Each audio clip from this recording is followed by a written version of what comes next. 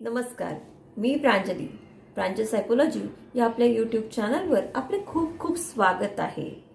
मी professional psychological counsellor तथा life coach तथा nutrition. आज मी आपल्यासमोर एका वेगळ्या विषयावर चर्चा करणार आहे. विषय सगळ्यांना मनाला भिडणारा आहे आणि सगळ्यांना माहिती आहे की काय होतंय काय नाही होत आहे, किंवा आपण नेहमी बोलणारे नेहमी आपले जे डायलॉग्स असतात त्या डायलॉग्सवरच आपण बोलणार आहोत.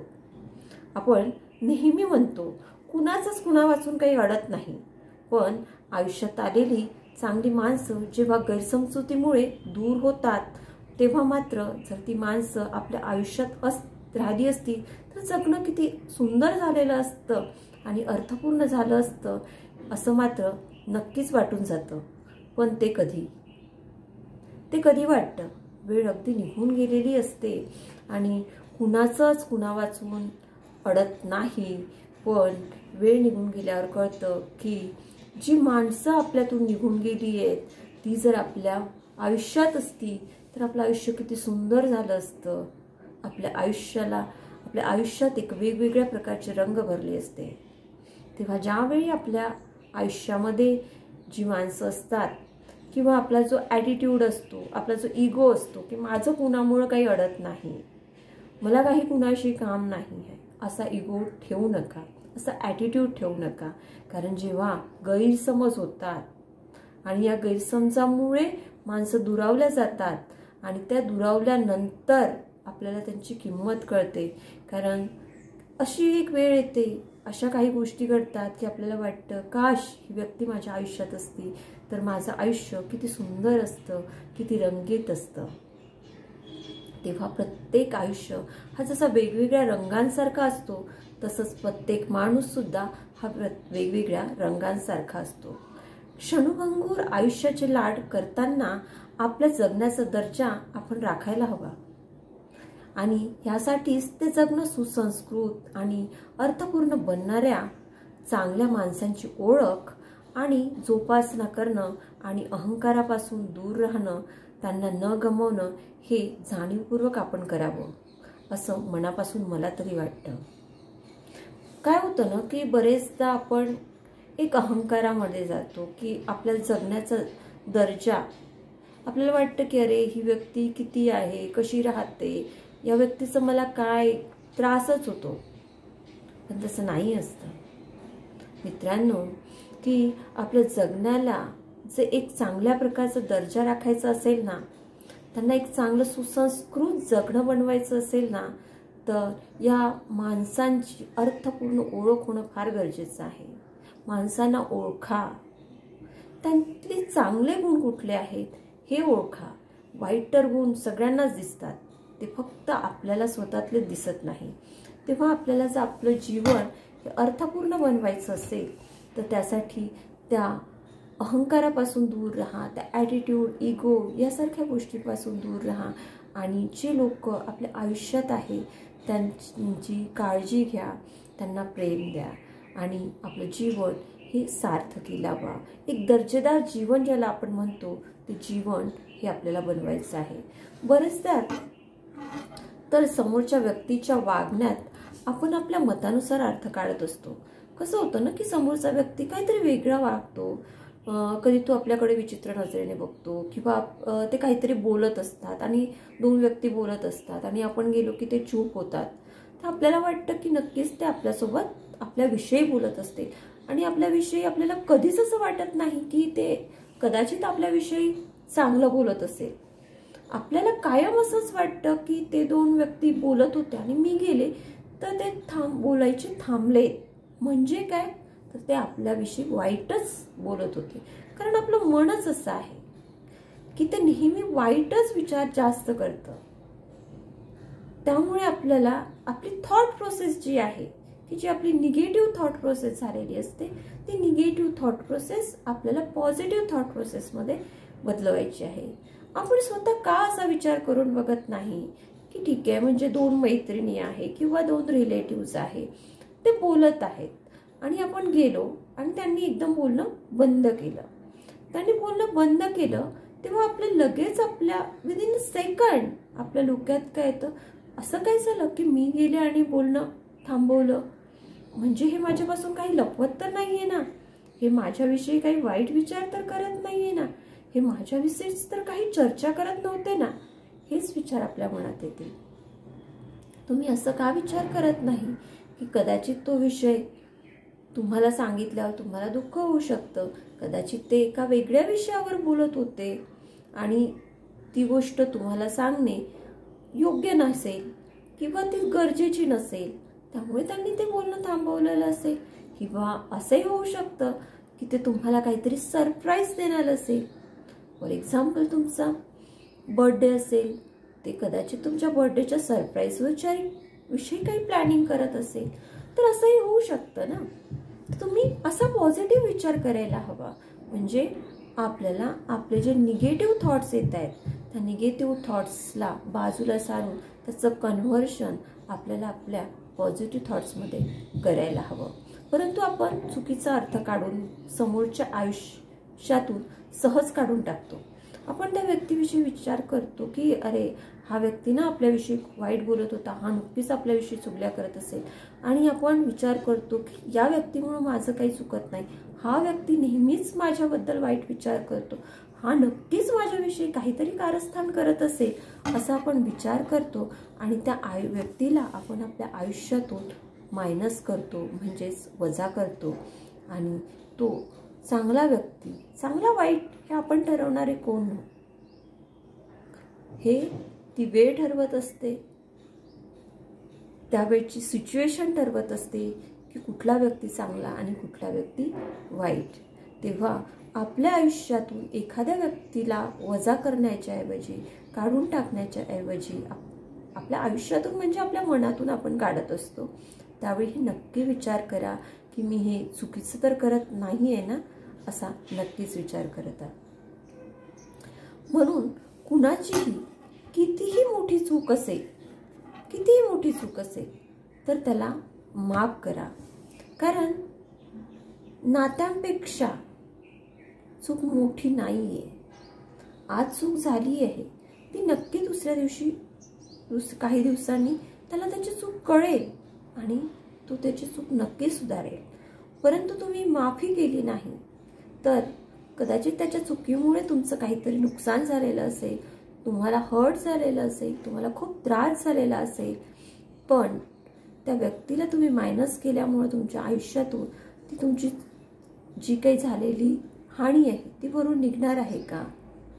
परंतु तुम्ही यापेक्षा वेगळा आणि एक उलट विचार करून बघा की जर तो व्यक्ती, त्याला कळतंय की आपली चूक झाली आणि तो तुम्हाला माफी मागतोय, तर त्याला एकदा माफ करायला काय हरकत आहे? कदाचित आपण त्याला माफ केल्यावर पुढे काही संकट आपल्या समोर मांडलेले असेल किंवा काही गोष्टी चुकीच्या आपल्या समोर घडणाऱ्या असतील, तर कदाचित तो व्यक्ती आपल्याला मदत करू शकेल, हो की नाही? आपण एक छोट्याशा उदाहरणाने हे समजून घेऊया की एखादा चोर असेल आणि तो एखाद्या मोठ्या टोळीसाठी काम करतोय, आणि झालं काय की त्या चोराने चोरी केली आणि पोलिसांनी त्याला पकडलं.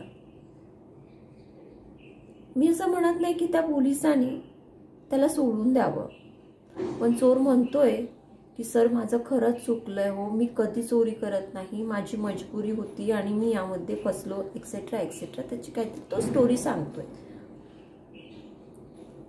पण त्याने चोरी केली हे प्रत्यक्षदर्शी आपण कुणीही बघितलेलं नाहीये, फक्त आपण तो दिसलाय तिथं आपल्याला त्या चोरी झालेल्या ठिकाणी, तिथून तो पळत होता, जात होता, तर आपण त्याला चोर म्हणून पकडायचं का? नाही. तर त्याला कुणीतरी तिथे जाणून बुजून ठेवलेलं असू शकतं की अरे, म्हणजे चोर, तू थोडं लक्ष ठेव, आम्हाला थोडं काम करायचं आहे, असं म्हणून सुद्धा त्याला इतर लोकांनी भरीस पाडलेलं असू शकतं. पण आपल्याला जर मेन चोरापर्यंत पोहोचवायचं असेल तर त्या व्यक्तीची सखोल चौकशी करणं गरजेचं आहे. आणि आपल्याला माहिती आहे की कायदा सुद्धा माफीचा गुन्हेगार जो कायदा सुद्धा आपला माफीचा गुन्हेगार जो असतो त्याला सूट देतो. मग आपण तर आपलीच लोक असतात आपलीच रक्तांची नाती असतात, आपणच जीव लावलेली लोक असतात. त्यांच्याकडून एखादी चूक झाली तर माफ करायला काय हरकत आहे, नाही का? भावना क्षमाशील असणे तर अहंकार मात्र एक घाव दोन तुकडे करून मोकळा होतो. कसं आहे ना की भावनेने विचार करणं सुद्धा फार गरजेचं असतं. कारण ज्यांच्या मनात भावना असते तो व्यक्ती क्षमाशील असतो. तर ज्याच्यात अहंकार असतो तर तो काय करतो, एक घाव दोन तुकडे.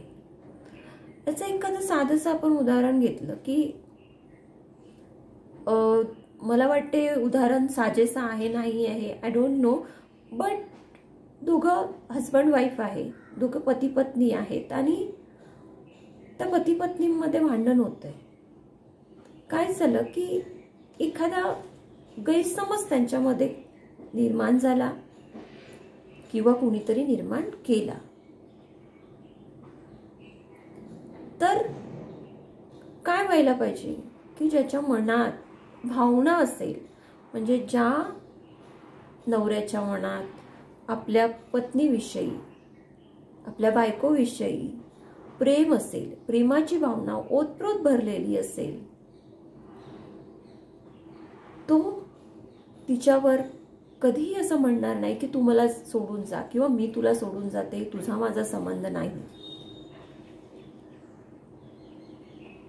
बरेचदा नकळत चूक झालेली असेल, पण जो व्यक्ती नकळत झालेली चूक केला क्षमा करून आपल्या पदरात घेतो त्यालाच भावना म्हणतात आणि त्यालाच खरं प्रेम म्हणतात. त्यामुळं भावना जी असते ना तिथे क्षमा असते आणि जिथे अहंकार असतो तिथे एक घाव दोन तुकडे केल्या जातात. तर एखादा पती असाही म्हणू शकेल की नाही नाही, तुझ्या हातून ही चूक झाली आहे, तू फार मोठी चूक केलेली आहे आणि या चुकीला माफी नाही. आणि पत्नी म्हणत आहे की नाही, माझ्याकडून चूक झाली आहे, यापुढे नाही होणार, असं होऊन गेलं, मी असं बोलायला नको होतं वगैरे वगैरे. त्यावेळेस जर पती अहंकारी असेल, त्याचा अहंकार फार दुखावलेला असेल, तर तो तिला माफ करणार नाही आणि तो एकच डिसिजन घेईन की मला नाही, मला हे रिलेशन ठेवायचं नाही, तू असं असं बोलली, इथून आपण आपलं रिलेशन ब्रेक करूया. हे नवरा बायकोचंच नाही, आपण दोघं मित्रांचं पण घेऊ शकतो की होतं, बरेचसे चांगले बेस्ट फ्रेंड असतात आणि काही कारणाने गैरसमज झाला किंवा कोणी एखादी चुगली लावतात, तर पहिले ज्याच्या मनात भावना आहे, प्रेम आहे, विश्वास आहे, तो काय करेल, तो त्याला विचारेल की अरे तू असं असं म्हटलं होतंस का, आणि कदाचित त्याने खरोखर म्हटलंही असेल, तर ज्याच्या मनात भावना, प्रेम आणि ज्याला ती मैत्री टिकवायची असेल, तर तो काय करणार, तर तो म्हणणार की ठीक आहे यार, झालं ते झालं, पण यापुढे असं करू नको, मला खरंच खूप वाईट वाटलं, पण आपण बेस्ट फ्रेंड आहोत ना, ठीक आहे, इट्स ओके. पण जर अहंकारी फ्रेंड असेल तर काय होईल, अहंकारी फ्रेंड काय करतो की नाही, तू असं, आपण एवढे चांगले मित्र होतो आणि तू असं बोललाच कसा, तू मित्र असून माझ्या पाठीत खंजीर को बसला, तू हे असं करायला नको होतं, बस आजपासून आपली मैत्री तुटली, असं बोलून तो आपल्या मैत्रीचा एंड करतो. या दोन्ही स्टोरीतून मला हे सांगायचं आहे की भावना आणि अहंकार या कशा असतात, भावना काय करते आणि अहंकार काय करतो. तर तुम्ही जर भावनेमध्ये गुंतले असाल तर तुम्ही कसा डिसिजन घ्याल किंवा समोरचा व्यक्ती कसा डिसिजन घ्याल, पण तुम्ही अहंकारामध्ये असाल तर तुम्ही कसा डिसिजन घ्याल किंवा समोरचा कसा डिसिजन घ्याल.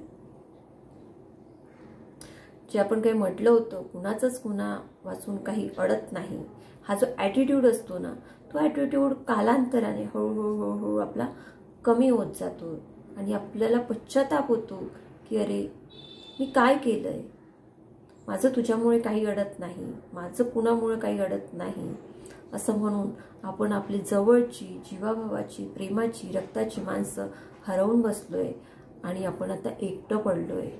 हे इतकं सुंदर जीवन आणि त्या जीवनात आपण एकटं पडलोय. आता हे गजबजलेलं सुद्धा जे काय आहे विरान, ते सुद्धा आपल्याला काय वाटायला लागलं आहे, एक स्मशानभूमी वाटायला लागली आहे. तेव्हा नात्यांना जपा, अहंकार सोडा, भावनेत गुंता. तुर्तास आपण इथेच थांबूया. शेवटी एवढंच सांगेल की भावनांचा आदर करा, भावनांचा आदर करा, लोकांचा आदर करा. लोक कमवायला खूप वेळ लागतो, पण लोक गमवायला अगदी काही सेकंद पुरेसे असतात.